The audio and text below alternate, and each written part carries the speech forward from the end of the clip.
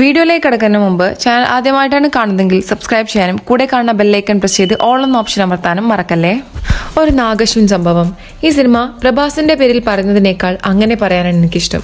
കാരണം ഇന്ത്യൻ സിനിമയുടെ limited resources വെച്ച് പുള്ളി ചിന്തിച്ച രീതിയും അത് പുള്ളി എക്സിക്യൂട്ട് ചെയ്ത സ്റ്റൈലും എല്ലാം എത്ര അഭിനന്ദിച്ചാലും മതിയാകില്ല. പലരും സ്ക്രീനിലെത്തിക്കഴിഞ്ഞാൽ സ്വപ്നം കാണുന്ന മഹാഭാരതം എന്ന ഇന്ത്യൻ ചരിത്രത്തിലെ ഏറ്റവും മികച്ച സാഹിത്യ സൃഷ്ടിയെ ഒരു മോഡേൺ വേൾഡോട്ട് എത്ര മനോഹരമായാണ് പുള്ളി പറിച്ചു നട്ടിട്ടുള്ളത്.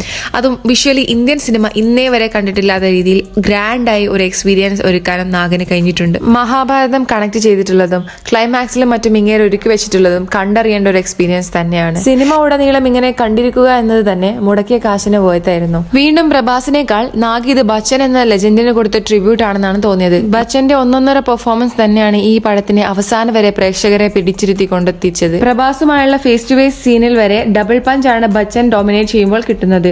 അതിന് പ്രഭാസ് അവസരം ഒരുക്കിയെന്നതും അഭിനന്ദിക്കേണ്ട കാര്യമാണ്. കമൽ കുറച്ചു നേരമേ ഉള്ളൂ എങ്കിലും ഒരു ലോങ് ഫ്യൂച്ചറിലോട്ട് പുള്ളി ഉണ്ടാക്കിയ ഇമ്പാക്റ്റ് ആണ് പടത്തിന്റെ സീക്വൻസിൽ കാണാനായി ഉള്ള ആകാംക്ഷ ഉണ്ടാക്കുന്നത്.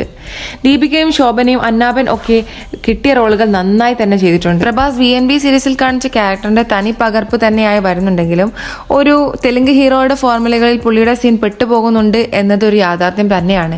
ആ സീനുകളിൽ ഒരു ഇന്റർനാഷണൽ സിനിമ എന്നതിനേക്കാൾ ഒരു തെലുങ്ക് സിനിമ തന്നെയായി മാറുന്നു എന്ന ഫീൽ ഉണ്ടായിരുന്നു. സിനിമ ഒരു കിടിലൻ വിഷ്വൽ എക്സ്പീരിയൻസ് ആണെങ്കിലും അതിനേക്കാൾ മികച്ച എക്സ്പീരിയൻസ് ഉടനീളമാക്കാൻ സിനിമക്ക് കഴിയുമായിരുന്നു. If BGM was up to the mark. But എടുക്കുന്ന എല്ലാ സിനിമകൾക്കും നല്ല വർക്ക് കൊടുക്കാനുള്ള സനയുടെ കയ്യിൽ ഇത്രയും വലിയൊരു സിനിമ ഒതുങ്ങാതെ പോയ പോലെയായിരുന്നു കണ്ടിരിക്കുമ്പോൾ തോന്നിയത്. പൊതുവെ വലിയ ഹൈ മൊമെന്റ്സ് ഇല്ലാതെ പയ്യെ ഡെവലപ്പ് ചെയ്ത കഥയിൽ BGM ഗംഭീരമായിരുന്നതിൽ സിനിമയുടെ മൊത്തം ഇമ്പാക്ട് തന്നെ ചേഞ്ച് ആയനെ എന്ന് തോന്നി.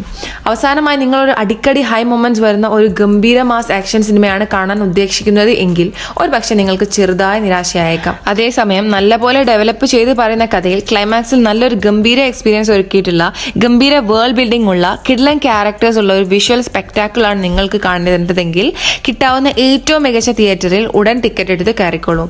ബുജ്ജി ആൻഡ് ഭൈരവ സീരീസ് കണ്ടാൽ കുറച്ച് ക്യാരക്ടേഴ്സിനെയും ചില ഡീറ്റെയിലിംഗ് ഒക്കെ നന്നായിട്ട് കണക്ട് ആയി കിട്ടും. അതിന്റെ ബാക്കിയാണ് പ്രഭാസിന്റെ ഇൻട്രോ തൊട്ടുള്ള കഥയും. തീർച്ചയായും കാണേണ്ട സിനിമയായി തോന്നി. വീഡിയോ ഇഷ്ടപ്പെട്ട് കഴിഞ്ഞാൽ ലൈക്ക് ചെയ്യാനും ഷെയർ ചെയ്യാനും ചാനൽ സബ്സ്ക്രൈബ് ചെയ്യാനും മറക്കല്ലേ.